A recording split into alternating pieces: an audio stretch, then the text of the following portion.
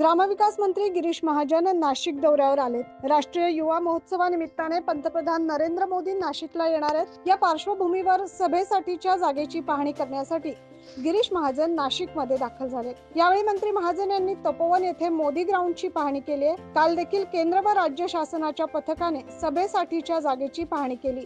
त्यात तपोवन येथील मोदी मैदान जवळपास अंतिम केले जाणार असल्याचं सांगितलं जात आहे। आज मंत्री महाजन यांनी देखील येथे येत पाहणी केली आहे। क्रीडा व युवक सेवा संचालनालय, केंद्र शासनाचे नेहरू युवा केंद्र आणि राष्ट्रीय सेवा योजना तसेच नाशिक जिल्हा प्रशासन यांच्या संयुक्त विद्यमाने 27वा राष्ट्रीय युवा महोत्सव नाशिकमध्ये साजरा करण्यासाठी खुद्द पंतप्रधान नरेंद्र मोदी येणार आहेत। 12 ते 16 जानेवारी रोजी आयोजित या महोत्सवाचं उद्घाटन त्यांच्या हस्ते होणार आहे। त्यांची सुरक्षा आणि होणारी गर्दी लक्षात घेऊन जागेचा शोध सुरू आहे। 9 न्यूज महाराष्ट्रासाठी प्रतिनिधी अजीज सय्यद।